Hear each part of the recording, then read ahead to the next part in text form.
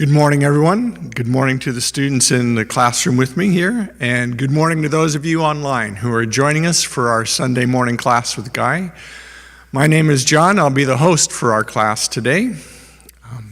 If you are joining us for the first time online, our agenda for our Sunday classes is that in a moment, Guy will present a talk about 60 minutes long on the topic that you see listed underneath your screen. When he's through, we take a short 5-minute break, and then we'll come back for an open discussion, a question and answer period in which the students in the room here have the opportunity to come up and talk about their impressions or ask Guy questions about the talk.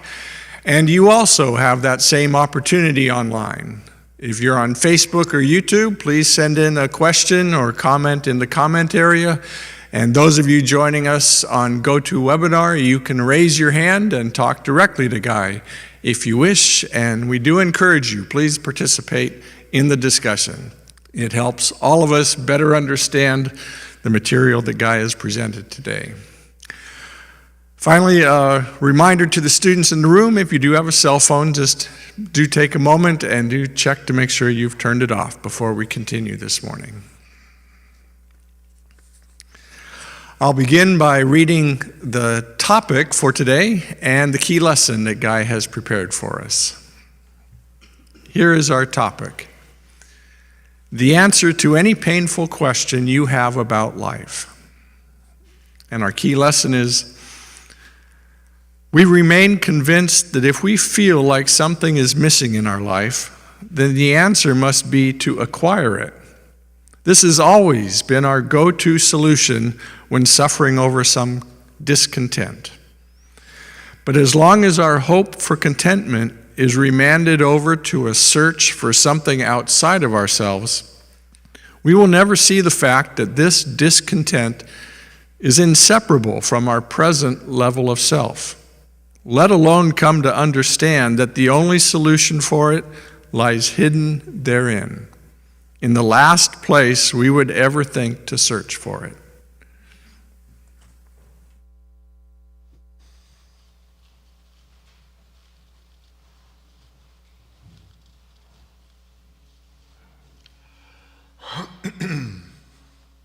Good morning.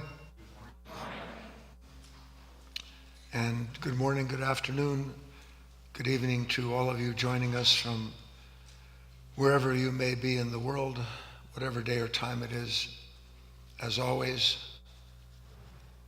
in one respect, it's always the same time, and it's always a good time to learn something new about ourselves, which is why we have these talks and these classes. It's because at a certain point, I think it becomes inescapably evident that if we're ever going to find any modicum of peace at all in this life, we're going to have a new set of answers, because all of our old answers, which are as old as this world, have failed us. So I have good news for you. How many of you would like some good news?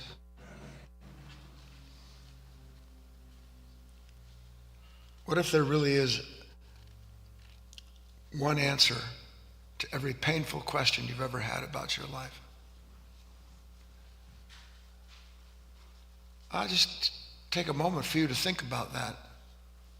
One answer, not a string of endless answers, like some set of dark beads strung together over time, where the answers that you have for life are the exact same ones that your mother and father had, and that their mother and father had, and that you have been the loyal keeper of all answers that don't work. And mainly because you don't know what else to do in those moments when there is this sudden disturbance, this painful moment that pops up, and where all you know to do in those moments is to ask essentially the same questions you've been asking about those moments for as long as you've been in a body. So we're going to, and I promise you, it's no exaggeration on my part, we're going to find the one answer to every painful question you've ever had. And it'll be up to you then to prove whether or not that's true. But I promise you it is. So where do we begin? I think we begin with an idea. Maybe it's confusing for some of us, but we've heard it before and maybe we've wondered about it. It's been said in a number of different ways, but Rumi said that in the venom is the antidote. Now, what in the heck does that mean? I might add, worth mentioning, as above, so below, that oftentimes when you stumble upon a poisonous plant in nature, growing right alongside it or near it is that which resolves or heals what that very poisonous herb might do. How do you think that happens? What forces can create the appearance of something that is troubling and at the same time that which resolves and heals it? We're going to look at this quite clearly. So let's bring up, in summary, and then I'll touch on this and come back to it. Let's bring up the second key lesson, which will set the stage for everything we're going to do together in the next 45, 50 minutes. It reads, hidden in the heart of any anxious or otherwise fearful question is its answer. Look nowhere else. Hidden in the heart of any anxious or otherwise fearful question is its answer. Look nowhere else. So now you have a hint. Anybody less confused than they were when they walked in? So let's take it apart. Nice deep breath. OMG, which stands for what? And when you have an OMG moment, which, whether you recognize it or not, you have multiple OMGs. It's like some kind of vitamin, a negative vitamin, every day. And those OMGs are always in one of 5 different levels of DEFCON. DEFCON 1, 2, 3, 4, and 5. And the little ones, they're not such a big deal. You're kind of used to them. They're kind of swat them away because you've dealt with them, which is so funny. You've dealt with them so many times that it's nothing for you to deal with them again. Never wondering whether or not you're meant to deal with the same OMG, DEFCON 1 through 5, every single day. And when those moments, DEFCON 1 through DEFCON 5, appears, what is the first thing that comes up in your mind? And I've been hinting at it. First thing is obviously resistance has set this stage in motion, and now I need to know what in the world has actually happened to produce DEFCON 1 through 5. And so how do I find out what has happened in that moment? Anybody? I start asking questions. How do I bring an end to this particular problem, to this danger? Loss seems imminent at this point. What am I going to do? What do I give myself in this moment of dire needs to protect me from what seems to be punishing me or taking from me what I value above all else? Is this true or not? And that it's just a machine. OMG, what do I do? OMG, what is that about? The question follows so closely on the tail of the moment of trouble that it never occurs to us that perhaps I might one day want to know what is the source of these questions that I'm always asking, given that not one of the questions I've asked, let alone the answer to it, has ever brought an end to the appearance of DEFCON 1 through 5. That's, by the way, the definition of insanity, which is to continue asking the same questions, coming up with the same answers, wearing different costumes, of course. We're not that stupid. And then believing that somehow or other this time around with this particular problem, I got it. You go, I understand. And the only thing that's going poo is your brain on OMG. How am I going to find out, assuming one day I'm interested, what's the source of all these questions? If there was a knock at the door, do you just open the door? Or do you, I know peepholes are kind of things of the past, but have you got one of those ringy-dingy things or whatever, you've got? So you never just open the door, do you? Why not? This isn't a trick question. Because I don't know who's on the other side of the door. And I'm no fool. I always look before I answer.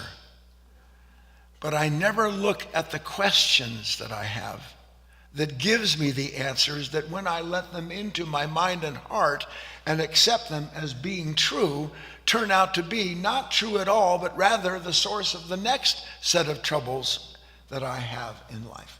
Are we setting the stage properly? So every question rises out of a moment of some kind of disturbance, yes or no? Yes. And what is it that's disturbed in that moment? Without going into a lot of mentation here, we've talked about it. Why does the moment disturb me? Why does any moment disturb me? Why do I get negative, be filled with resistance in any given moment? Why is that? Because something in that moment ostensibly is threatening who and what I think I am, because it's messing with who and what I think I have that validates me as I imagine myself being. So that whatever the disturbance is, it's always connected with some form of attachment that I have to something from which I derive an identity. Is this going nice and smoothly? Simple enough, everybody? Of course, the problem is when there's the proverbial yank on the chain, I have no idea that I'm walking around chained to something. Is that clear?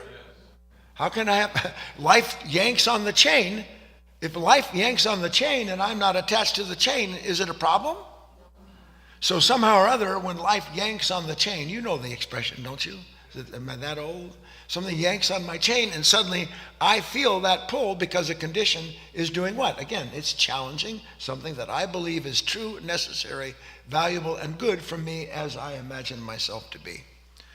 And when that happens, bringing the first part of the talk to a little summary, when that happens, something yanks on my chain, what happens? Now go slow.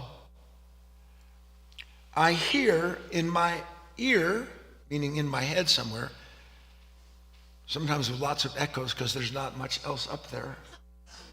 I hear in my head a voice. And it asks, how am I going to restore, make whole, or otherwise fix this problem? And I'm so used to the voice asking the question that I never think to myself, I wonder who's behind door number 3. Who is asking this question? Because of course it's me asking the question. And why is it of course it's me asking the question? Anybody? Somebody said it feels like it. No, because I'm the one who is facing the disturbance in that moment. I feel the disturbance. The question comes along as my helpmate. It's there to get me through this moment of dire strait that ordinarily I wouldn't know what to do with unless something suggested a question attached to which is an answer for me to adapt and then enact and then be rescued by the answer to this question. I bring it up again, that I don't really know who's asking it. I do know one thing for sure, and I'll ask you to agree, yes or no. I've asked 100 billion questions at this point in my life, haven't you? How many questions do you think the totality of humankind has asked over the questions of all the violence and cruelty that it expresses and acts out upon itself? How many times do you think that's happened? And what are all of these questions and answers about, other than every question and its subsequent answer in the past proved to be the problem, not the solution? Do you see it? But there's a little more going on behind door number 3. When I ask a question, oh my God, what's going on? The question confirms that not only has something value been lost or threatened, but it proves that there was someone by my name who has suffered that inequity. The question proves the questioner. Yes or no? In that moment, the question appears. Of course I'm nervous and anxious because something that I believe is essential to me has been threatened. So the question actually rides on the coattails of something that feels threatened, that I have never examined what in the name of God feels threatened. So how can I ever know what's asking the question of me? Because it never dawns on me to wonder whether or not this question is valid. When was the last time you ever asked yourself a question in the face of a problem that when you asked the question, you wondered, you know what? Is this question valid? How many times have I asked this question? What in the name of God is wrong with her? How many times have I asked, what am I going to do now that this took place? Can you count how many times? And yet, what do? I ask it again, and I ask it again, and I ask it again. Why? Let's go slow. First of all, do you see that what we're saying is true so far? Yeah. Well, why would I keep asking the exact same questions for 50, 60, 70, 80, 100,000 years? Why would I ask the exact same questions? Anybody want to venture a guess? John? Well, for one thing, we pointed to that because now I have a solution to go forward with. But we've at least we've evidenced that that's nonsense. The solution that I get from the problem turns out to be the source of the next problem. Leah? Again, I said that. Of course, the question validates the me who has the problem. Anybody else before I go on? Debbie? Debbie says I'm looking in the wrong direction. That's obvious too. What you don't want to see is this. I don't know what else to do. I actually don't know what else to do in an unwanted moment, but ask, what do I do about this unwanted moment? Because that's all I've ever been shown. That's all I've ever learned. And that's all that I've ever evidenced in my own life, even though all of the questions and the answers deliver me right back to the same source of pain inside of myself. Please, I know this doesn't strike you as such, but it should be stunning to you. Why do I get angry? It's the best I know how to do. Why am I nervous? Why am I a wreck? Why am I always filled with guilt? Because that's all I know to do in the moment of disturbance. And when I feel the anger, the guilt, the sorrow, my mind goes, oh, what's that about? And then I hear, well, let's talk about it. Here's what it's about. And then it tells me again and again and again what's going on. I don't know what else to do in the moment of a disturbance than to allow something to ask me, what is the nature of that? Clarify it, and then out of the clarification of the problem, I've got the path laid out for me to go on to my resurrection, which never turns out to be a resurrection, turns out to be like another crucifixion that I just hang out with. Sorry, bad expression, but there you go. What do I replace this with? What could take the place of always meeting unwanted moments with questions? Please, do you see that this is true? I need new self-knowledge. Well, where am I going to get the self-knowledge? I don't want to depend on some shmuru or some idiot who's got a cape and a cloak and he goes by the name of Yabba Dabba Doo. You can't see it, but that's what all of them actually are. Clowns lying to you so they can get your money. What am I going to do? I need new self-knowledge. Where am I going to get it? I have to find out for myself, what is the nature of this disturbance? All these times I've assumed I know what the disturbance is because the question always makes it quite clear. The reason for this disturbance is because he, they, this or that took place. The last thing I've ever done in a moment of disturbance, the antidote is in the venom, is look into the disturbance itself. That's the last thing that occurs to me, because my attention is seized just like that by something that appears to be my friend asking questions. Who better than I to ask the question, what's wrong? Because it is I who's suffering from it. It's like genius, except it's not genius, as should be evident. What would I find out if I actually examined the moment of the disturbance? And to examine it doesn't mean to think about it. So we have indications. They're all around us all the time. I love to express this idea that in the common is hidden the celestial. Hermetic teachings, as above, so below, as within, so without. Ever so briefly, we've talked about this at great length before, but I'm going to cover it one more time. Every disturbance in nature is part of the process of rebirth of nature. Every disturbance is itself part of the process of nature being born again. How so? Because here comes, just in a simple expression, here comes sunlight. And we'll call sunlight an active force. Here comes celestial content, all the cosmos bathing all of the planets and all the population on them in certain kind of energies. Invisible, obviously timeless, eternal, relative to this mortal shell. Here comes all of this energy, and it comes into what? Here comes the sunlight into, we've talked about it, into a blade of grass. Now, what does the blade of grass experience when this active force comes into it? The blade of grass is sitting there, first of all, waiting for it, but part of what is waiting for it resists its intersection. Part of what's waiting for the sunlight resists what it's waiting for. Why does it resist? Because grass is not made of the same stuff as light. Matter isn't the same stuff as the energy that touches it. It's another form of matter, but it's not conducive to an instantaneous marriage, is it? So something that's coming in that's active touches what's passive.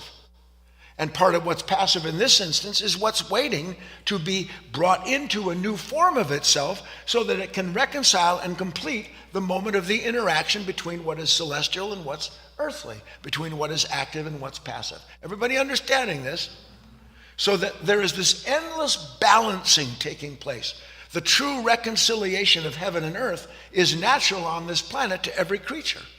And if there weren't this natural, ceaseless reconciliation between heaven and earth, there'd be no nature. You would see no seasons. You would see no new blade of grass. You would see no leaf, no autumn colors. None of that would take place without this constant meeting, the interaction of these forces. Everybody got that? Which means what? It means that the disturbance in nature isn't really a disturbance at all when we think of a disturbance.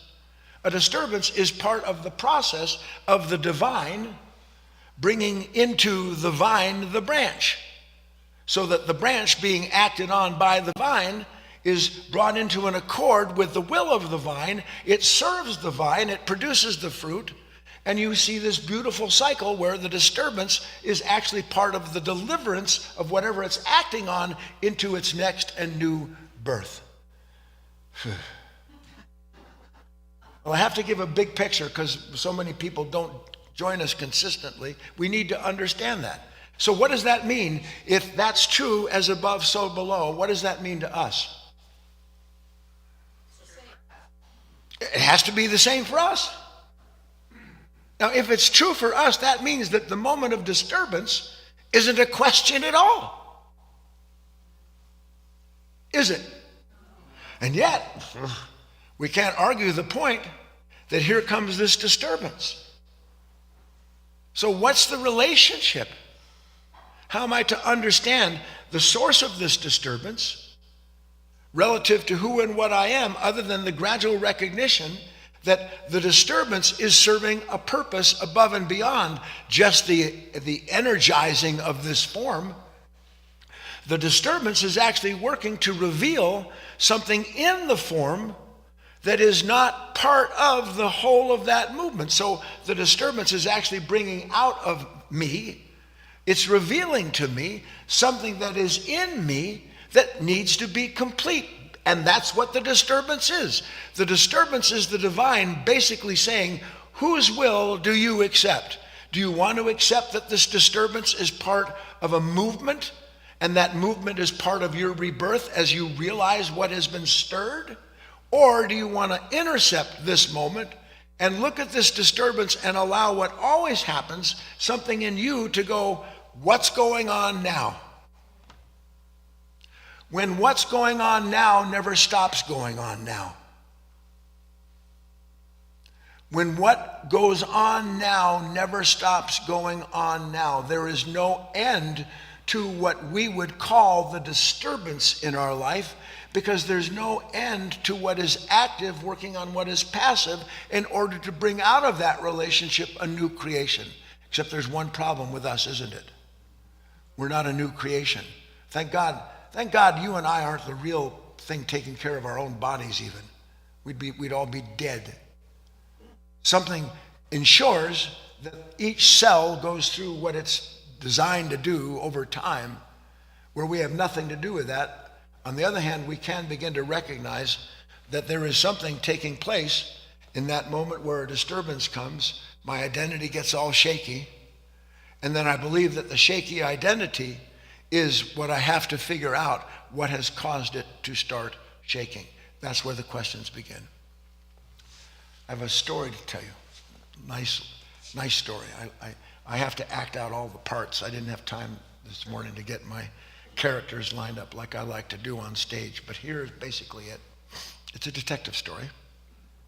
Our famous detective likes to do what? He likes to go investigate spiritual phenomena. He wants to know. He's learning. Now, the detective represents the part of you and I that one day will actually understand this talk, because it will have examined, unlike ourselves at this point, with great depth and come to a clarity about what's actually going on when this happens. And he hears about a small town, you know this first part, I'll run through it, where people are just kind of disappearing off the street. They're there one moment that you could be talking to somebody. Have you ever been talking to somebody? You probably never see it. Have you ever been talking to somebody and they disappear? Ladies, I'm not talking just about men either. You'd be talking to somebody, all of a sudden they make a right turn. You're not even in a car, and they're off talking about something else. You go, what did I miss? You didn't miss anything. Something they said triggered a disturbance in them. They asked themselves a question, and then they answered it. Like you're supposed to know what the hell they're talking about. So our detective goes to this town to examine what's going on. So here he is, and he's sitting on a park bench, throwing some peanuts to some squirrels or something. And here comes a woman walking along, carrying some shopping bags. And as she's walking along, she gets past him, maybe 10, 30, 40 yards. All of a sudden, she stops. She puts down the bag, and he sees that she starts to rifle through her purse. And it doesn't take long. You can begin to see something's happening to her. She starts to get upset. Well, this is when the phenomena starts taking place. As always, from out of the ground, there appears this little sort of a black amorphous shape. It just comes up. And when it comes up, it begins, as she's rifling, to take on the form of what looks like an elderly gentleman, a jocular, sweet old man. And she notices the old man. The detective, can't hear quite what's going on, but apparently they're engaged in some kind of conversation. And then, and the detective can't believe this happens, the old man suddenly kind of becomes two people. One that looks like the old man and one that looks like something else. Another person. And the other person, who vaguely remembers the woman who's looking through her purse, you can see that they're engaged with something, and she's shaking her head. And then, where there were two, now that one that was asking the question apparently splits into something else. And suddenly there's three people there, and they're all talking to her at the same time, and she's looking around, and then another appears, there's four, then suddenly there's five people, including the old man, dancing around this woman. And finally she turns to one of them, and she goes like that.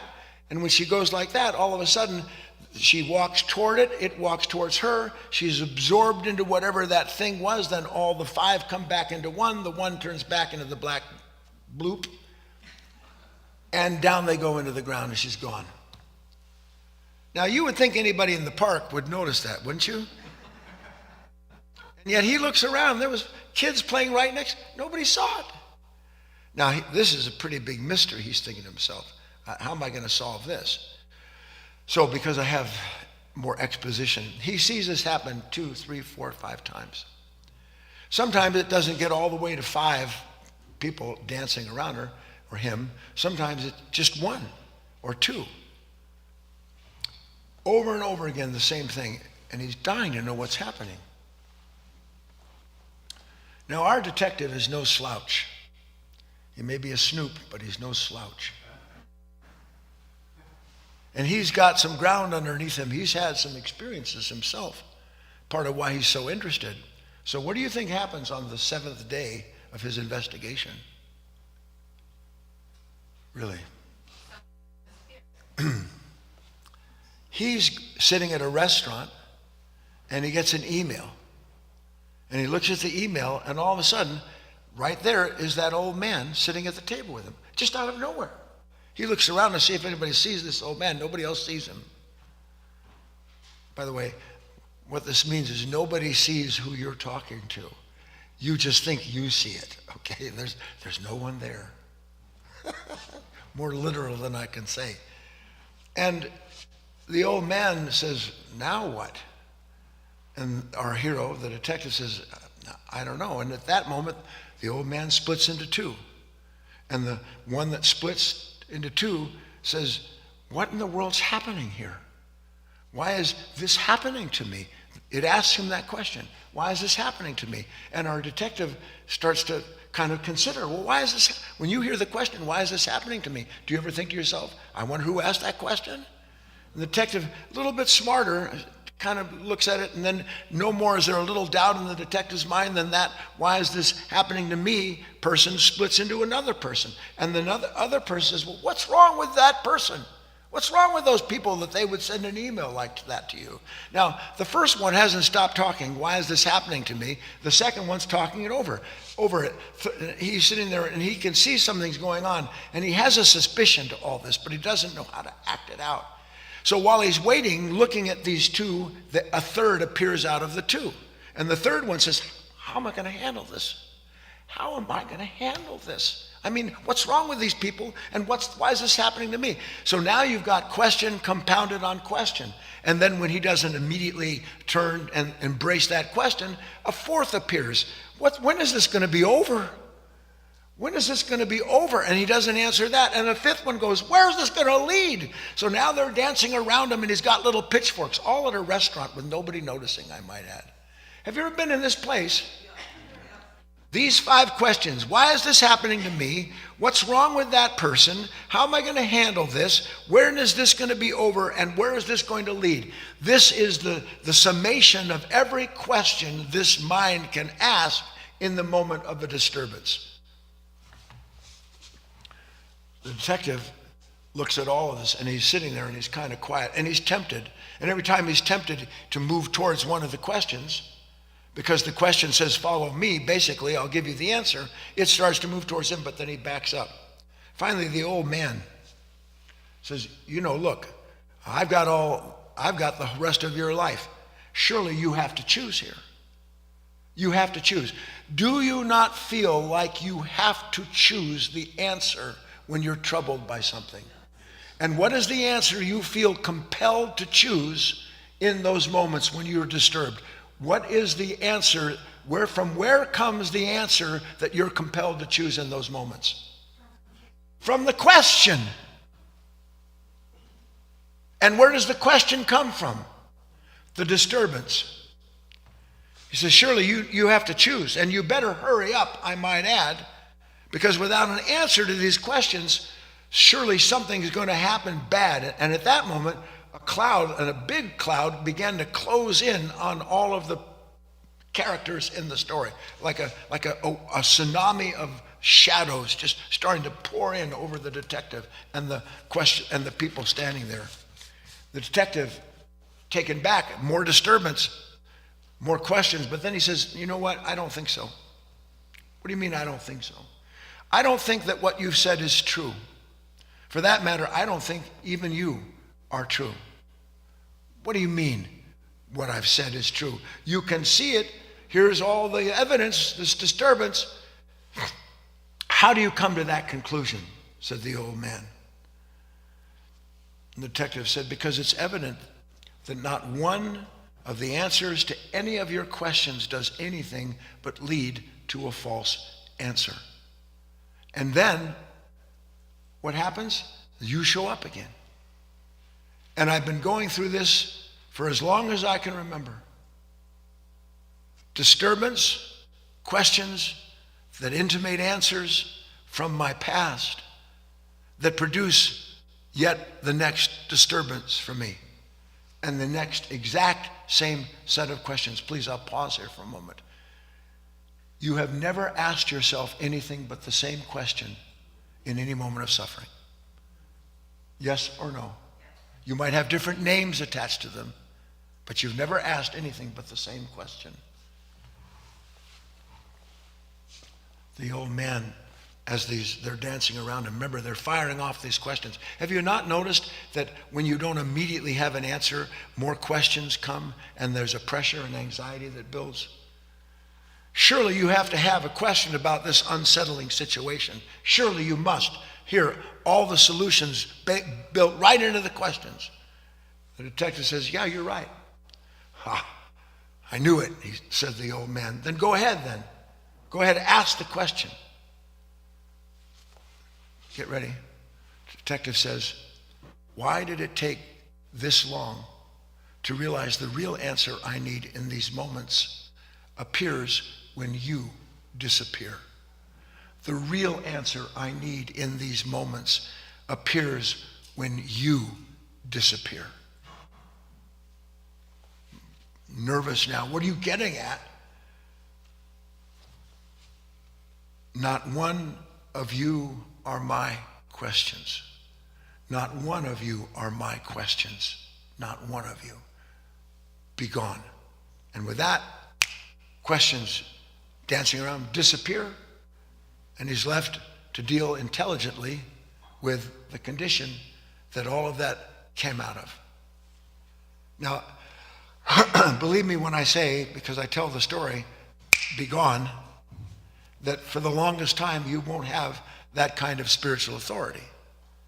But that authority belongs to you through your relationship with the understanding that none of these questions are your questions. It never ever dawns on us that the questions that appear to rescue me are actually an extension of the problem from which I need to be rescued. And the problem from which I need to be rescued is not the person, not the place, none of the 5 questions that I asked, but rather it comes from a level of consciousness that when it is shocked, the only thing it knows to do, now listen, please don't miss it, the only thing it knows to do in the moment of the disturbance is ask, what's this disturbance? Well, aren't you there?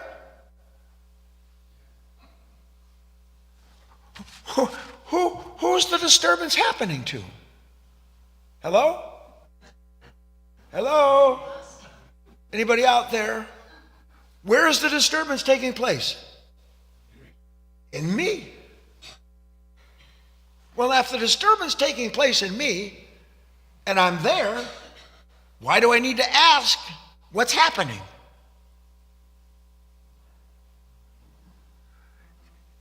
If I'm not apart from the moment of the disturbance, then I am part of the awareness of the disturbance. And if I'm part of the awareness of the disturbance, then I am participating in the reason for the disturbance. And the reason always has to do with something needing to be completed and reconciled that never gets completed and reconciled because I am distracted by questions that come up in the moment about what do I do about this pain. You have been asking, what do I do about this pain? Humanity has been asking, what do I do about this pain for 100,000 years. And for 100,000 years, we have had question after question after question the nature of which seems to change because it seems to be about different qualities and characteristics as time brings them into evidence. But when all is said and done, it's still the same 5 questions, isn't it?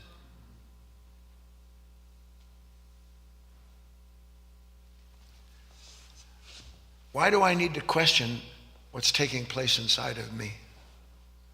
More importantly, why do I see what's taking place inside of me as something that has taken place outside of me? Has the problem taken place outside of me? Or is the problem inseparable from the resistance that I feel to it? Again, has the problem taken place outside of me? But it feels like it does. Why does it feel like it does? Because something says, what are you going to do about that? And then it points to the problem. But the problem isn't outside of me. The problem is that by the grace of God, something has come along and shown me something about myself I didn't know was going on. You might want to write this down. This is not the exercise. It's leading to the summary. But here's, please, as best I can. Revelations are unspoken answers to the prayers of the heart. Revelations are unspoken answers to prayers of the heart, and not, as they are often mistaken to be, intended to be turned into questions. Revelations are unspoken answers to the prayer of the heart. I pray to be at peace. I pray to be a decent man or woman. I pray to be innocent. I pray to stop hurting myself. I pray to know something of the divine. I pray to be a whole human being. These are our true prayers, if there's anything left in us of any form of conscience. That prayer, by its nature, is uttered by a light that dwells in the darkness that knows nothing about that light. It belongs to an order of consciousness, a level of potential soul that recognizes it is apart from and disparate, meaning separate, unequal to the moment. And when the moment comes along, by the grace of God, what is the revelation other than there is something in me that is still resisting? Which means there's something in me that is still apart from the will of the divine. There is something in me that is still apart from the will of the divine. How do I know? Because when the moment that's active, intended to actively bring about rebirth comes, I resist it tooth and nail, and then believe it is I who resists it, because the questions that appear in that moment validate the I that feels like a victim. Do you understand? Revelations are answers. They're not intended to turn into questions. But I don't want the revelation. I don't want to see that I'm still greedy.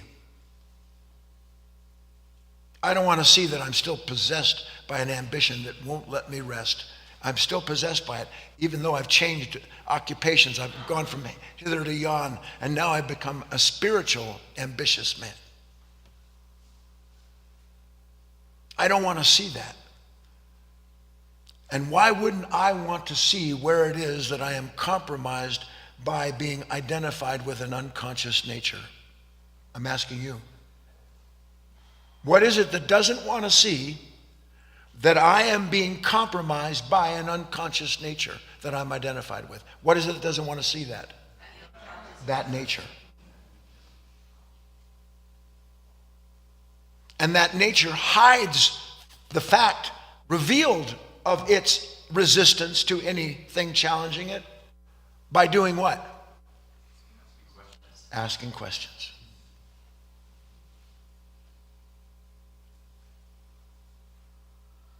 You would think at this point that humanity would gag on its own questions. I would think it. You must get to the point where you recognize beyond the shadow of a doubt The answer to any painful question is there's no answer to it. If you followed me at all, did I lose you with that? How did the detective answer the dark spirits? You're not my questions. How did Christ answer Pilate? He didn't. Who are you? Who do you say you are? I don't say anything. But you're going to go to your death. Don't you want to defend yourself? It's not my death. These are analogies, metaphors. They're processes by which a person, through their own experience in life, is intended to reach a point through their spiritual studies that they see beyond the shadow of a doubt. I wonder what would happen if, as this first question appears, I don't go with it. And then what you would see if you didn't do that is it would split into another question. And then you would see it splits again. And then these 5 basic questions that belong to this unconscious nature, every last one of them intended to validate the identity threatened by grace. Please think about that for a moment. Threatened by grace. Is it not grace? Have you not seen, at least if not in the moment following it, have you not seen the most valuable moments in your spiritual life have followed those moments that you were the most resistant to? But then you finally able to see that gave me something. It brought me something. What did it bring me? It brought me the end of my identification with a nature that didn't want to know anything about it when it was first revealed.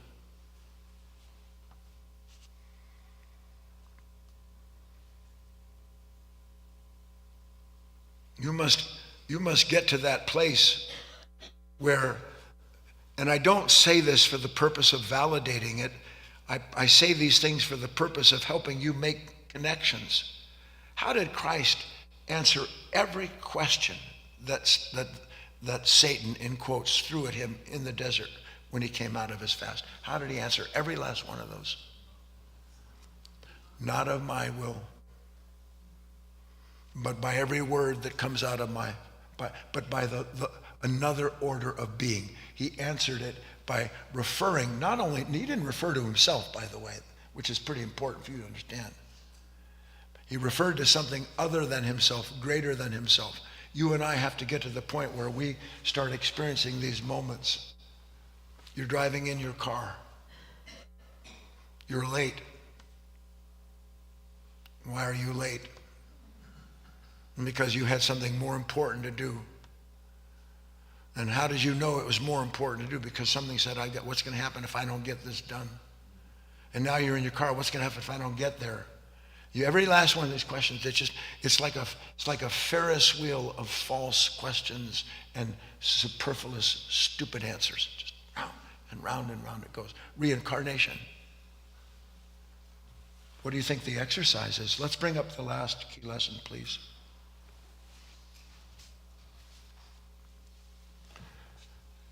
Read along with me. There are times when the best answer to life. Somebody say something to me? Oh, no, I just meant silently. You can read along if you want. Here we go. I hope you do it out there too. Here we go. 1, 2, 3. There are times when the best answer to life is to have no answer at all, but rather to let life reveal and then dissolve the false sense of self that's anxiously seeking a solution to its suffering.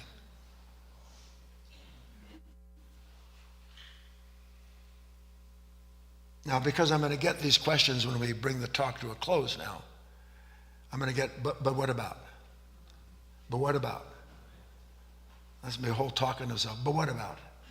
How many of you have but what abouts in your life? You're surrounded by what abouts. I beg of you to tell me, what does a practical action that I have to take have to do anything with the pain involved in that moment? I'm not going to, I can't get rid of the questions that appear. They belong to a consciousness trying to conceal itself. So the very act of that consciousness trying to conceal itself through the misdirection of a question. Please write the word down. The misdirection of a question. All questions asked out of resistance are a misdirecting question. Because the question points to something outside of myself, as opposed to me being able to see. The question exists because something in me is resisting the revelation that moment has come to give me. Misdirection. How do magicians and sleight of hand and the guys that run the shell game, how do they do what they do? Misdirection. But do you think to yourself, when you hear this question in an unwanted moment, do you think to yourself, misdirection? Do you? No, you go, thank God, direction. Thank God something has asked me the question necessary to arrive at the conclusion so I can get busy getting rid of this sense of conflict in my life. When every last answer to every misdirecting question is the continuation of the consciousness responsible for that pain. Do you see it with me? Let's go over the solution one more time. It's still up there? Good. Ready? 1, 2, 3. There are times when the best answer to life is to have no answer at all, but rather to let life reveal and then dissolve the false sense of self that's anxiously seeking a solution to its suffering. Real answers don't go on and on and on and on and on. Do they? When you learn the lesson, does the lesson go on and on and on, or is suddenly the reconciliation made complete through the revelation and then you're free of it? When you have a real answer, the questions don't go on. When you have false answers, all you have is more questions. Did we learn something, I hope? Let's take a break. We'll come back and have our dialogue.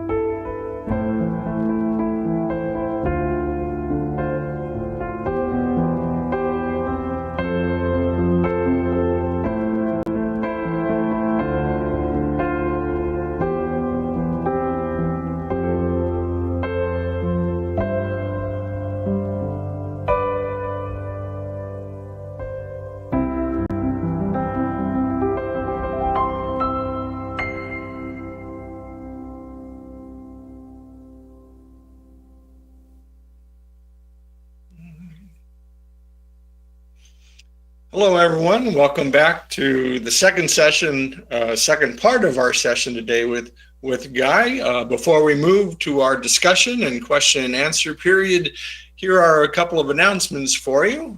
Just some updates on some upcoming events.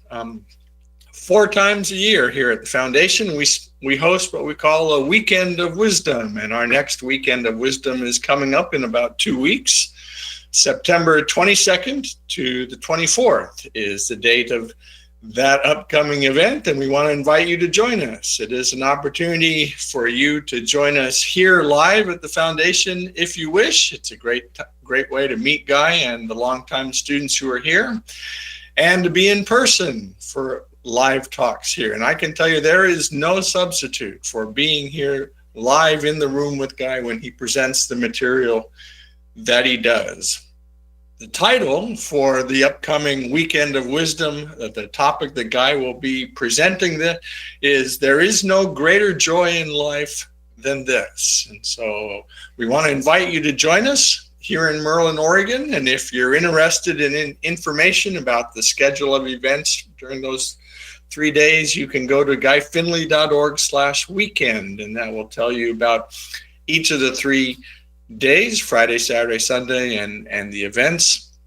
But if you can't join us here live, the talks that Guy gives will be live streamed free, just as this talk was today. And so we hope that you'll join us in that fashion as well. And we also offer, as if you wish, as part of this upcoming Weekend of Wisdom, that if you are interested in purchasing the replays and downloads of all of the talks and discussions that Guy has that weekend, you can do so for $24.95, and that is a donation that goes as a donation to us, a nonprofit organization, and we greatly appreciate that. And if you're interested in that, you can go, let's see, guyfinley.org/weekend, and that will tell you more about that particular offer as well. But whether you can attend live or online with us, we do hope that you'll do so. Second announcement, and just again, for those of you who may be here for the first time, we do have a weekly schedule of classes. The next time Guy will be speaking will be Wednesday evening at 6 p.m. Pacific time, so hope you can join us for that. And then we have a Friday night student group that meets at 7 o'clock, and we'll actually be discussing this particular talk that Guy gave today. The Friday class talks about our Sunday material, and so you can join us for that. And then again, Guy speaks every Saturday at 8 a.m. Pacific time on insighttimer.com/live.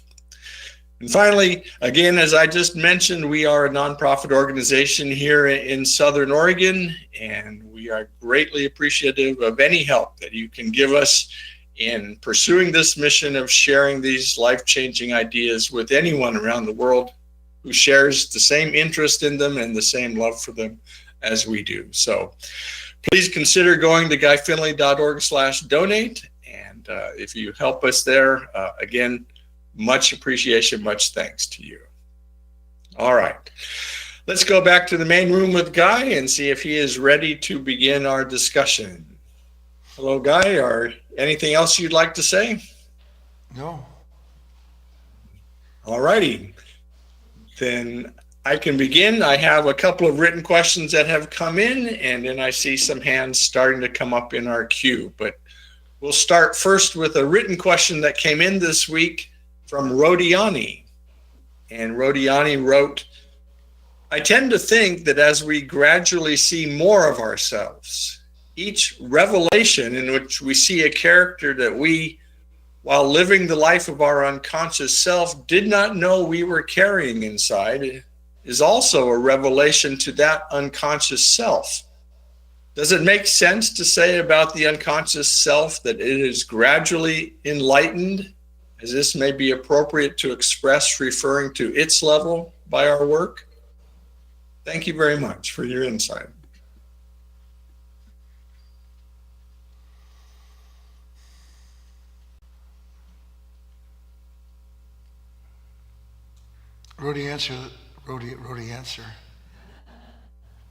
Rodiani, the answer is no.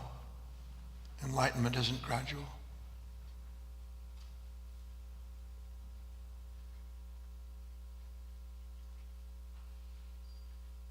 I'm sitting at home and I get a call from the doctor, or my brother or my sister fails to do something, or my parents say something about me to my siblings, and I hear about it.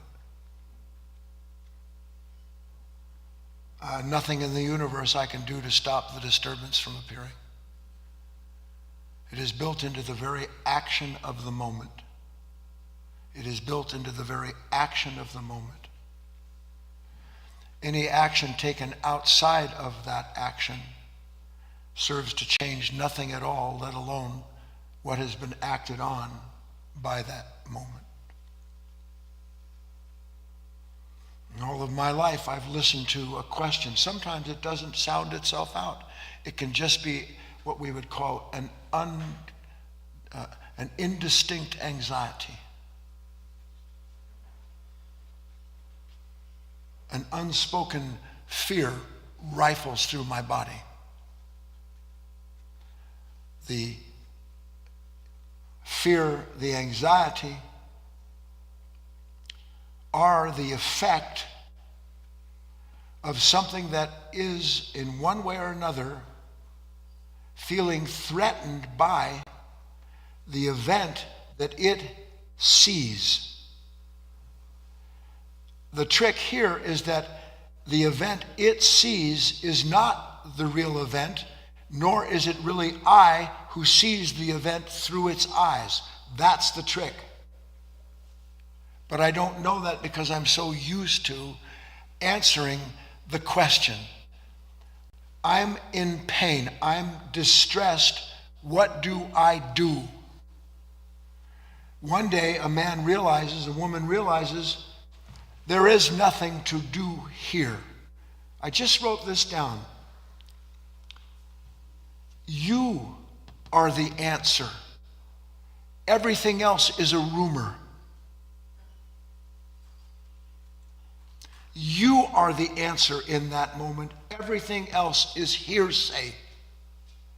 If the answer doesn't come from my direct perception of the entirety of myself being prodded by an event that can only prod the past, if I don't see that, then I am the next subject of whatever the question and answer comes, never recognizing where do I get the answers Rodiani, where do I get the answers from to my pain? Where do I get the answers? Come on. From the question, and where does the question come? From a mind that's disturbed. And what is the mind that's disturbed other than the past? So every question that I'm asked and every answer that I give is part of the rumor. It's part of hearsay. It's part of how the world has answered these questions forever. So in that minute, I'm a little bit awake, a little bit aware, and for 10 seconds, I don't go along with it. But in that 10 seconds, 2, 3, 4, 5 more of these things appear, and they start prodding me, and the next thing you know, I give in. In that 10 seconds, I was enlightened.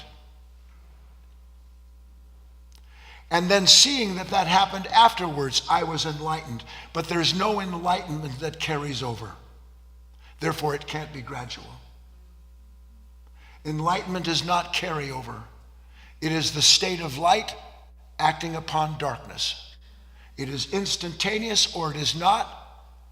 And you can, and why people do talk about being enlightened and all the nonsense, because then I am identified with a familiar sensation produced by remembering moments like this. Well, now I'm in this moment, now I'm like that, now I'm not captured by the question, therefore I'm enlightened. No, when the word I comes into your mind, you are asleep and unenlightened. Real I doesn't refer to itself. How about that? Real I never refers to itself. Now you're enlightened. On we go, John. All right, the questions are rolling in and hands in the queue, guys. So we'll go to our queue next. Jill has raised her hand. Hello, Jill. Unmute yourself and you can talk to Guy.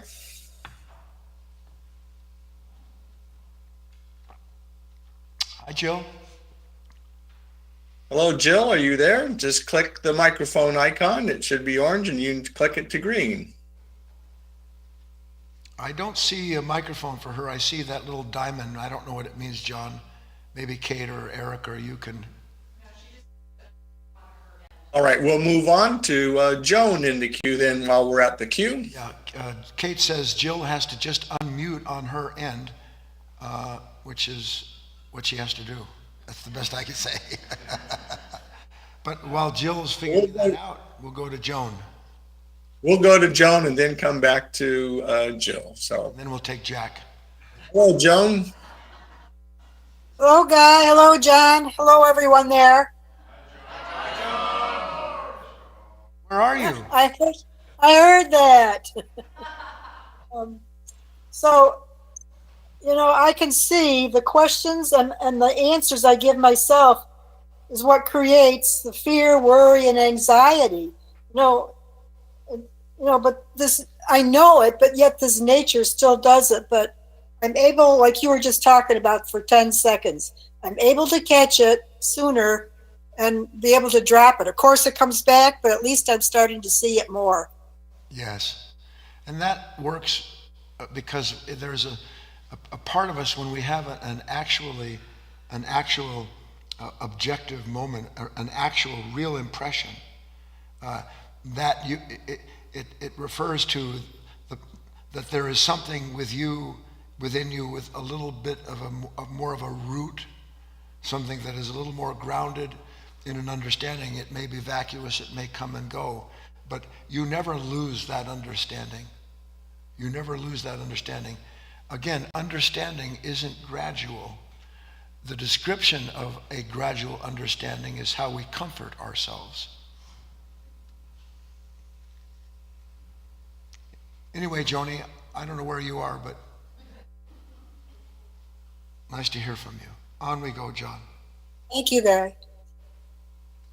All right, Guy, on we go. I have 5 written questions right now, so I'll dive into those. This first one, or next one, comes from someone who wrote in during your Insight Timer talk yesterday. Her name was Lynn, and Lynn asked, so is what you are describing basically resistance to what it is in any given moment?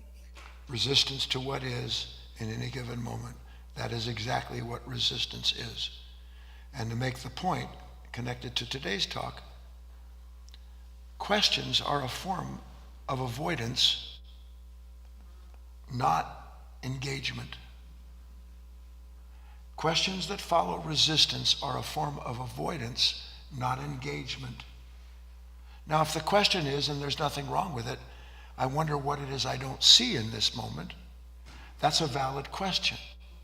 But it is still isolating you apart from what is being shown to you in that moment. Because that's the point. I either see or I don't see. So we don't want retrospective observation. We want reflective observation. What is actually unfolding in this moment? You know, before you can get sick and tired of being you, you actually have to see how sick and tired you are. And we don't see it. Shouldn't you be sick and tired of being afraid at this point in your life? I mean, after all, most of us got like 10 good years left and then it's out of here. So, I mean, at some point you think to yourself, good God, am I going to spend another day anxious? Really, am I going to do that? And you go, no, I'm not going to do that. And then you get the email or you get a call from the doctor, Guy, I need you to call me. OMG, DEFCON 5. What does this mean? What does this mean?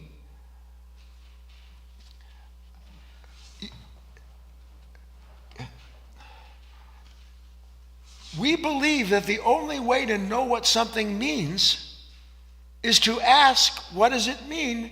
And then tell ourselves the meaning. If I know the meaning, why do I have to ask? Don't you ask yourself for the meaning of the moment? Yes or no? And then, like by some miracle, you know. Well, wait a minute. Who's asking if I already know? So the moment that something's asking, what does this mean? It's really saying, what does this mean to tomorrow? What does this mean to 10 years from now? And then I get the answer to the question. And where do I get the answer from to tell me what does this mean about tomorrow? Where does the answer come from? My past. So without knowing it, I'm asking my past to tell me what's tomorrow going to be like, when the reason I'm in the moment I'm in is because I'm identified with the past, and therefore my past just rolls over like one domino block after another, me believing that somehow or other finding the path forward from the past is going to give me a new future. Does the path from the past give me a new future? What does it give me? A circle. On we go. All right, I'm glad to see that Jill has raised her hand again in the queue, so let's give her a second go around. Hello, Jill, are you there? There she is. Hi, yeah, I'm here now. Hi, Jill. Hi, Guy. Okay, I'm going to do my best to explain an experience I had.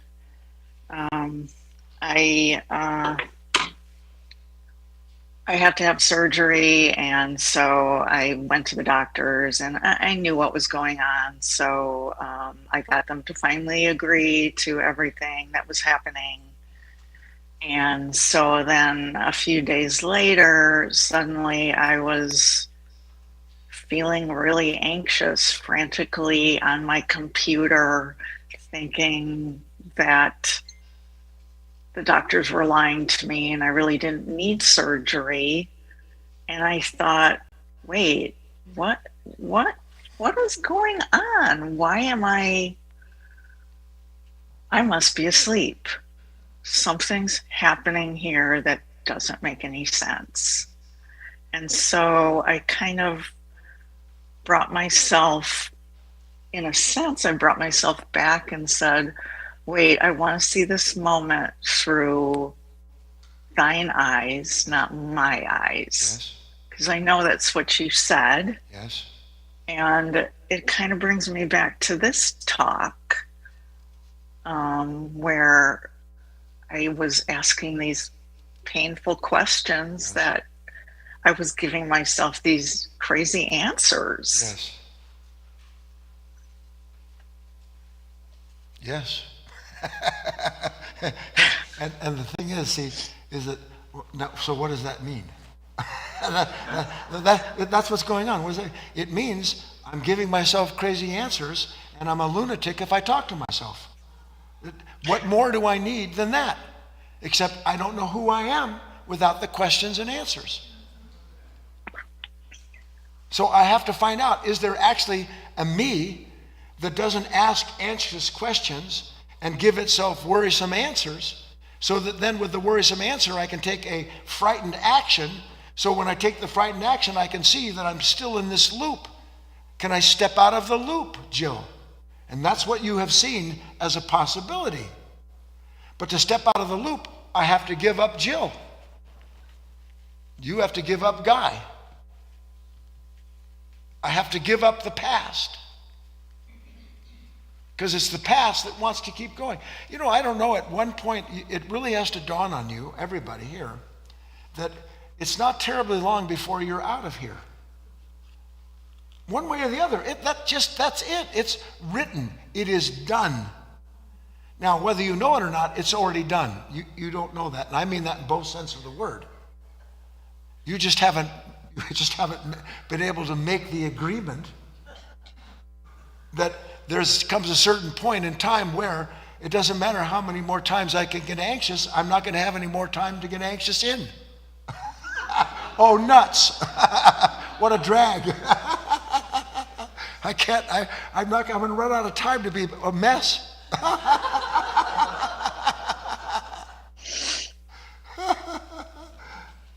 Are you still there?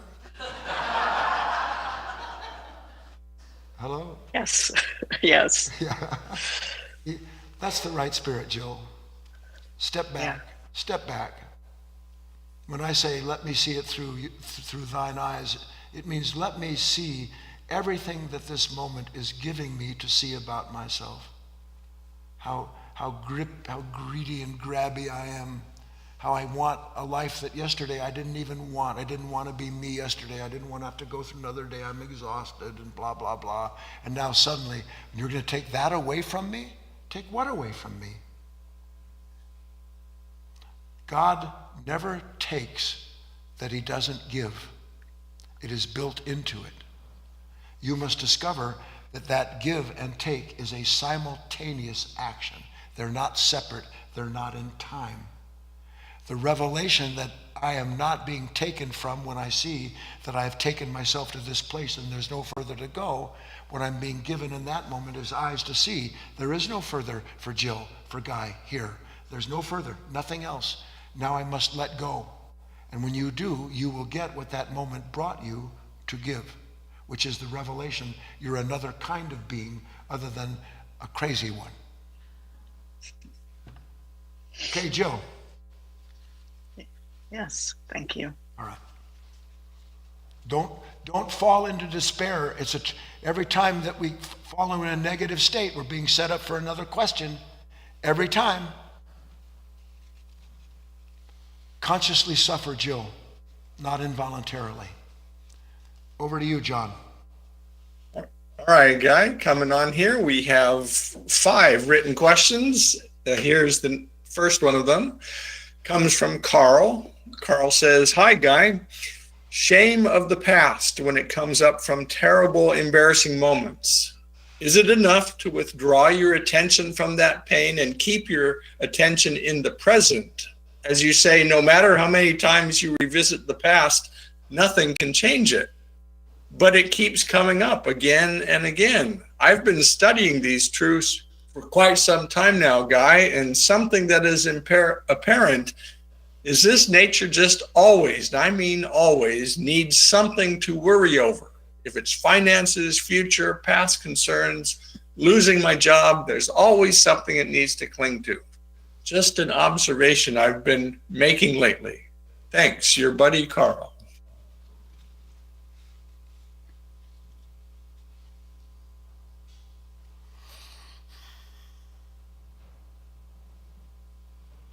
What did the detective say to this 5-in-1 being? The 5 questions hidden in this one jocular nature. What did it say?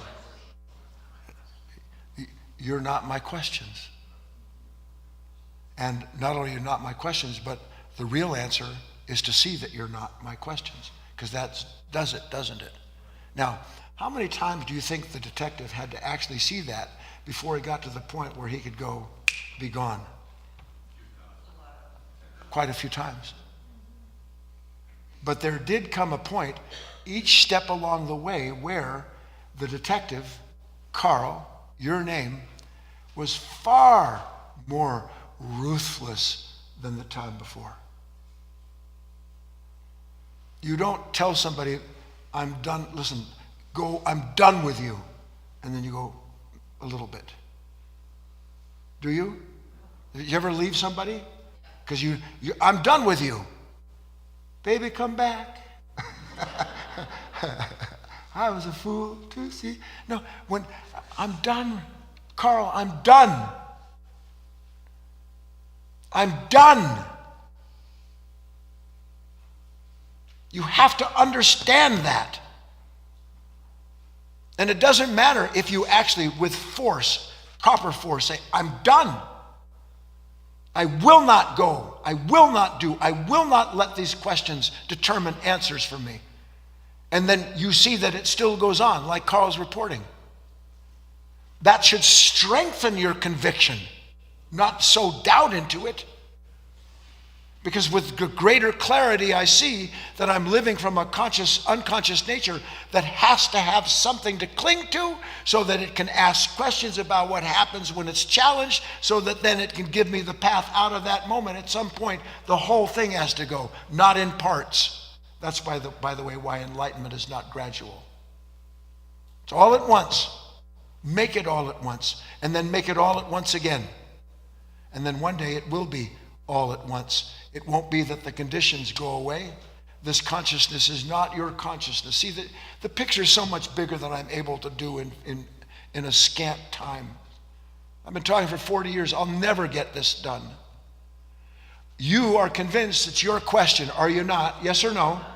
But how come everybody has the exact same questions? Unless it's not my consciousness, but our consciousness. And if it's our consciousness, doesn't that explain why all the answers that I have are the same answers that have been going on for 100,000 years? Yes or no? So Holy Mother of Pearl, wait a minute, when I say no, I'm not just saying no to my particular circumstances. I'm saying no to the whole of that consciousness that I am an individualized instrument of. And when I say no to the whole of that consciousness, and I mean it, and that consciousness has to take its business elsewhere, that means one little less bit is now active in that consciousness. And by the way, neither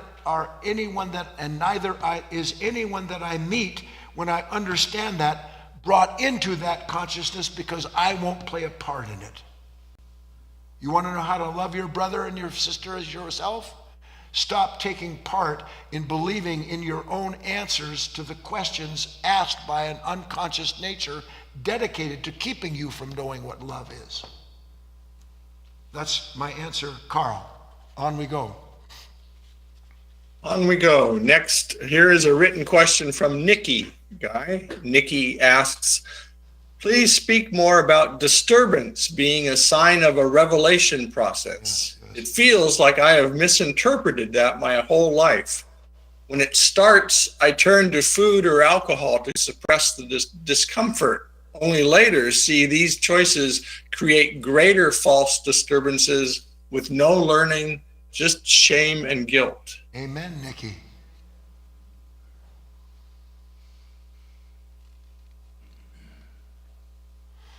Okay, take a deep breath. I wanted to put this in the talk. Nikki's asked the question. I'm going to answer it now.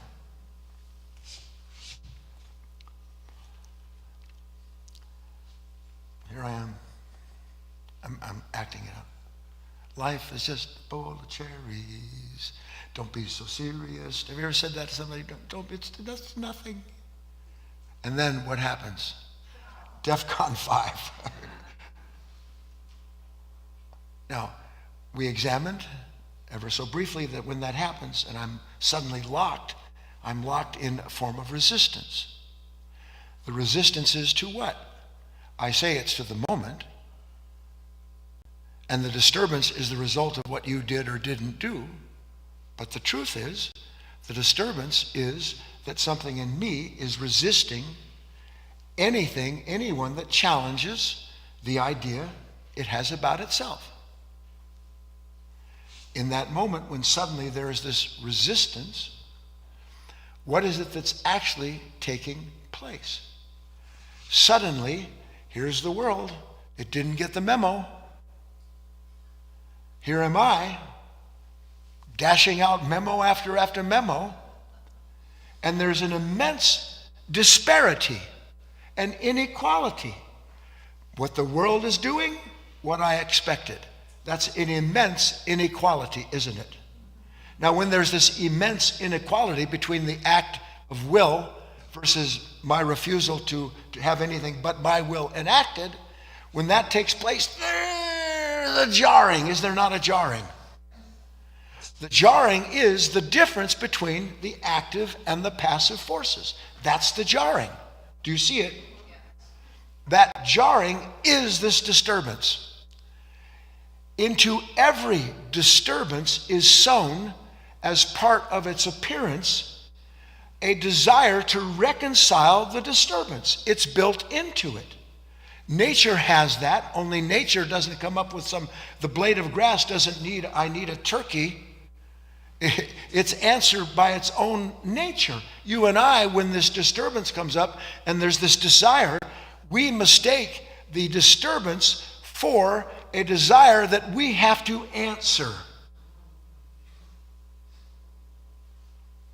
Do you not?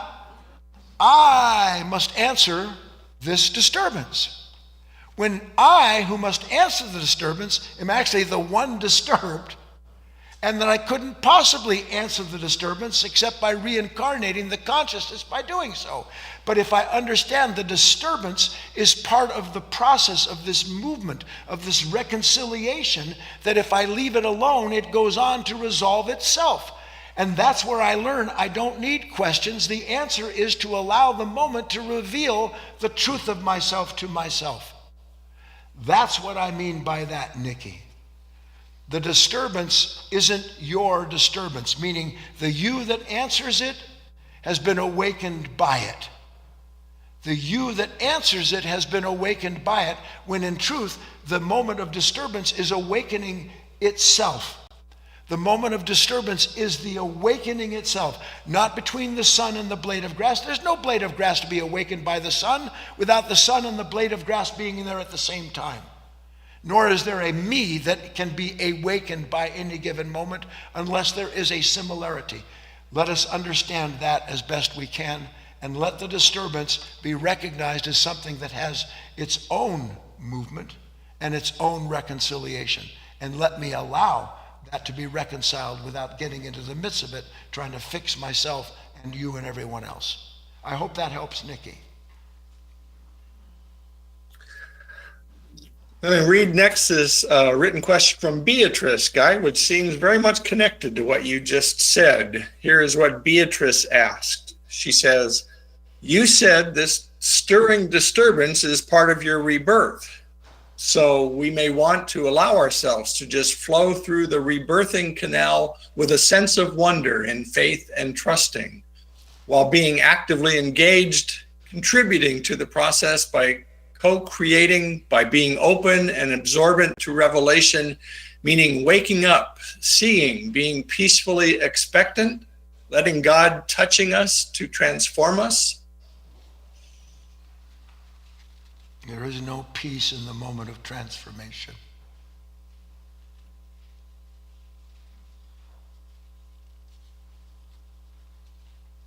Christ himself wasn't exactly excited about what he was going to go through, was he? He didn't recite scripture to himself to get himself through that moment. He didn't console himself with the idea that when I go through this, I'm going to be more beautiful than I am now. He understood the gravity of the moment. He accepted the condition as required for him to fulfill the purpose of his existence. And then he went through what he had to go through, not willing, but rather willing to have another will act for him. So Beatrice, it's all good and well to say that. Beatrice, did you ever see, sorry guys, I know you've heard me say this before, but it's my favorite example. Beatrice, if you've never saw the movie Young Frankenstein with Gene Wilder, and who was that guy with the one wandering eye? And Marty Feldman. And Peter Boyle. Gene Wilder played young Dr. Frankenstein, and Marty Feldman, with one eye always looking someplace else, was Igor, his little assistant, and Peter Boyle was Frankenstein. That Dr. Frank, it's alive, but Peter Boyle, the minute he got up, he went over and started strangling Dr. Frank. So they pushed him into a cell, and then they're sitting there and young Frankenstein goes, you know what? Love will overcome the monster. So, Igor, listen closely. When I go in that cell, you're to lock me in there, and no matter what happens, don't let me out. Because love conquers all. Master, are you sure? Yes, I'm quite sure. I mean it. Don't you let me out, no matter what. So he goes in, and he sits down next to Frankenstein, who's still chained, and Peter Boyle, and he snaps the chains. And Frankenstein suddenly is over at the window, let me out of here, let me out of here. And Feldman's going, no. That's an accurate description of our experience with our own nature. We have all these ideas, we've heard all these lying thieves and beggars called spiritual teachers telling you all kinds of fanciful things so that you can feel free while you listen, and then blame the teacher or resent the teaching when you can't be anything other than young Dr. Frankenstein, having realized he lived in imagination.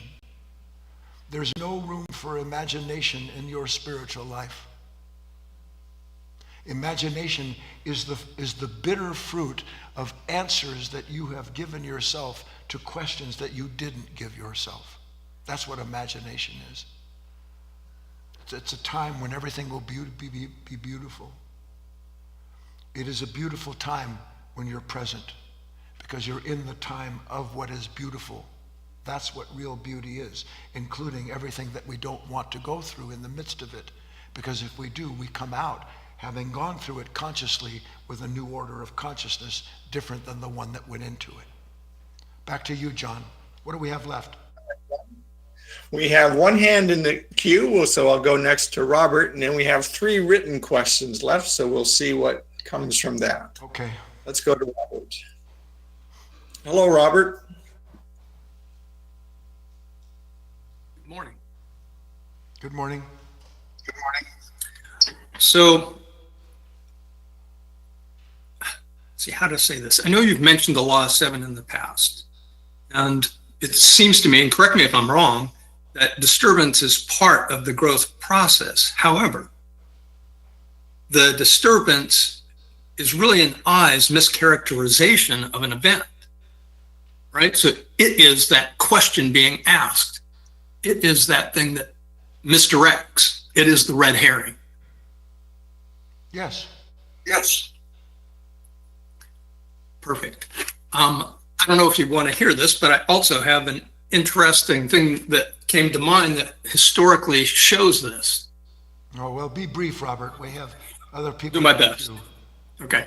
In the early 1800s, scientists thought that light was propagated on a wave. So they reasoned that it was like needed a medium to orient in. And so they came up with this idea that there's this luminescent ether that light is carried on.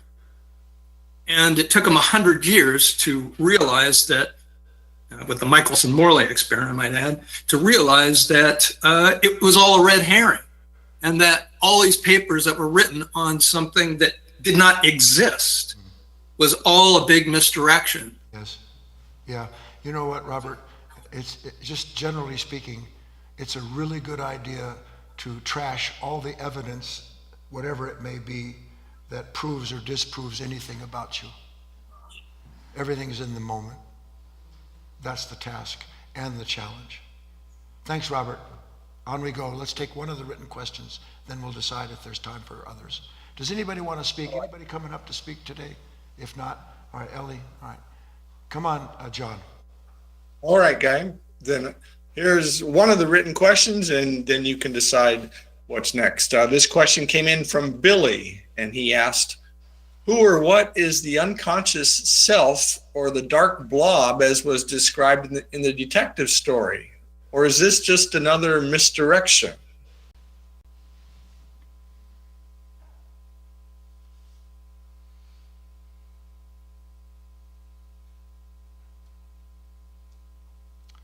Questions always point us to look outside of ourselves.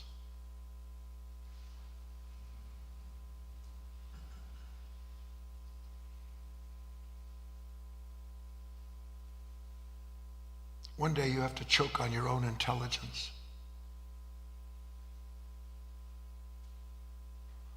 And it's a bitter pill to swallow, because all I have is my intelligence, what I call my intelligence. So how do I get to the point where I see what I call my intelligence is the source of these questions and answers? Because when I see that, everything that I've called I has to go. Every corresponding thought, everything that I do to console myself, every confirmation found by some evidence from the past or a hope in the future, all of it has to go. I can't make it go. You know why I can't make it go? Because I'm the one looking at it. So something has to exist. I call it the man behind the mirror that can see with an immense and one day total clarity that everything is always prompting me to put my attention outside of myself. Everything. It's all I am. I'm just one big attention outside of myself. And the more you see that, the more you realize the tension that you have with life is because you're identified with everything outside of yourself. And because of that, you begin to gradually, like as said in the spiritual teachings, the turtle pulls in its head and its feet and its tail. And then a person begins increasingly to be in a ceaseless state of meditation, double attention. I'm not aware of anything outside of myself while I'm not aware of everything inside of myself that corresponds. Then you're in a place where you're able to see with greater efficiency everything that wants to fish you back into thinking about the world outside of you. Long answer, Billy. I hope that it helps a little bit. John will do one more, and then we'll have a couple speakers and we'll hit the road. Jack. All right, Guy. One more. We'll do this question from Mary, which came in during the week, and it's related to your talk on Insight Timer yesterday. And she asks if you could elaborate more on the concept of how one is the chosen one, when despite difficulties, he or she is willing to be of help to others, and how that ties in with how during the distressed moments, they find the reason it is occurring to them, sometimes over and over, and that the pain is trying to tell one something. In your example, the chosen one's name was Mary, and so she thought the message was meant directly for her.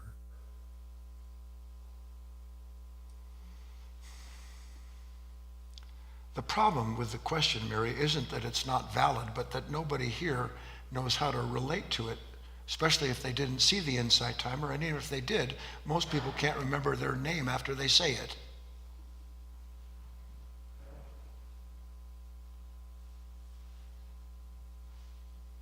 Mr. Howard had an expression, it was choose to be chosen. Sounds like an act of will, doesn't it? But what if choose to be chosen means not my will, but thy will? How can I serve this moment? Is this imbalance really between me and you? Or is this imbalance something that I've carried over since the time I was 8 years old when someone like you did this or said that, and I'm still fighting with them? I'm still arguing in my head with people that are dead. If that's the case, and it's true for most of us, then what does it mean to be the chosen one? It means to see that something is trying to choose me into a life that I no longer want to be chosen for, and I summarily give it up. How can I assist you, said Mary to the celestial executive officer. How can I be of assistance?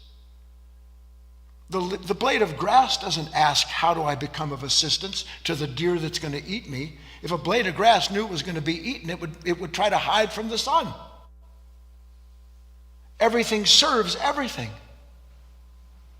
So how can I be assistance? I'm not like the blade of grass. I'm not like the blade of grass. I have a past that I know about, and it's not interested in being challenged by the present moment. Wants nothing to do with it. But if I understand that this part of me that resists the moment is part of a broader consciousness, and I myself am an instrument of that, then I realize I'm going to assist the all, I'm going to assist the divine, I'm going to assist love by being willing to go through what changes me so I come out no longer the same impediment to every moment and person that I meet, because I am an impediment to every person and moment that I meet. I'm sour, I'm bitter, I'm aggravated unless I'm eating pizza or I have a plan to go travel someplace. That has to go. I know it has to go. I just don't know how to get rid of it because something keeps telling you, how do I do it? Well, give up pizza. That's the solution. It's never the solution.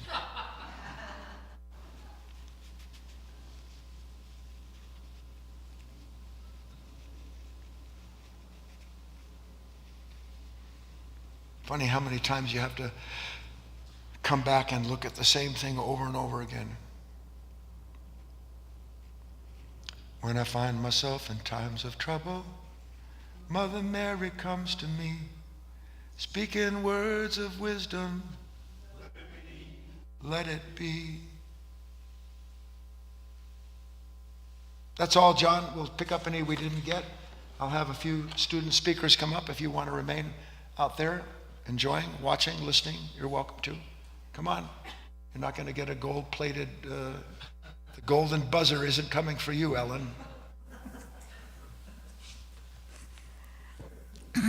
Hello, my name is Ellen. So there is a disturbance that comes to me every day, every hour. And it's the same thing over and over and over. And this talk made me understand it.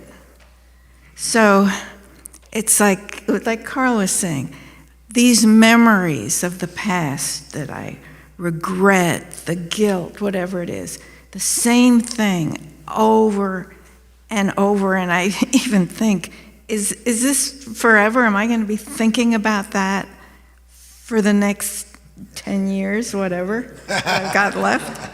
I want to think about something else. And I can see that a consciousness presents this recollection, and then it brings the questions. You know, why did this happen? What happened? Why did I respond that way? Etc. And so it keeps asking these questions that are a distraction from seeing what's really going on. And so none of these memories ever get resolved. There's no end to them. Because the question already has the answer before it's asked. The question already has the answer before it's asked. The question is from something that no longer exists, and in order to prove to itself that it does, it has the answer in advance, so that it gets you to identify coming and going, and that's the answer to how to be free of it, is to see it. Yes. Yes. To not get caught up in that conversation. Again, yes, of course, but to not get caught up in the conversation, Ellen has to simply cease to exist as the one validated by being a victim of her past. Yes, and that's her love. And that is Ellen's love. Wait a minute. 4 words. Ready? What are they? But not anymore? Yes. Now say it. But not anymore. Correct. No, you're standing there. Not anymore. But not anymore. Okay.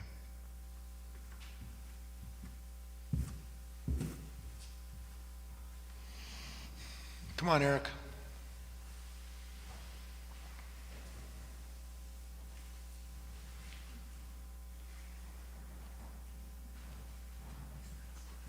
If you have to go down swinging.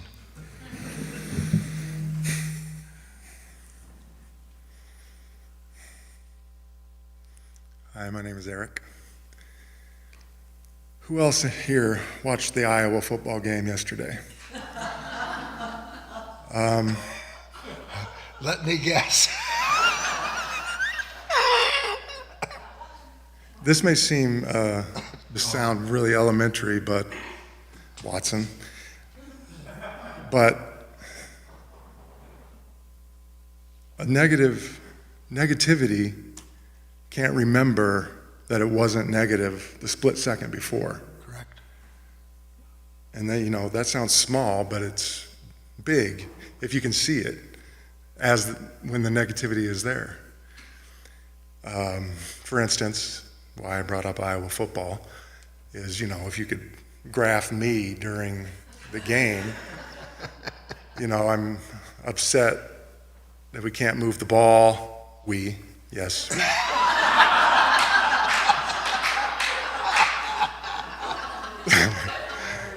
Hey, I went to school there. That explains everything. And then I'm happy that, first down or whatever, a good pass play for 30 yards, whatever. You did? We had a couple, yeah. But not very many. But the good and the bad self, the happy self, the negative self, neither can remember the split second before what they were, and they have no relationship with each other. Exactly. How bad did we get beat? We won. We won? I would have never guessed that. Who did we play? Iowa State. Oh. Real rival. Thank God we beat them. God was on our side. Oh, Father. Okay, I can't take any more. See you later.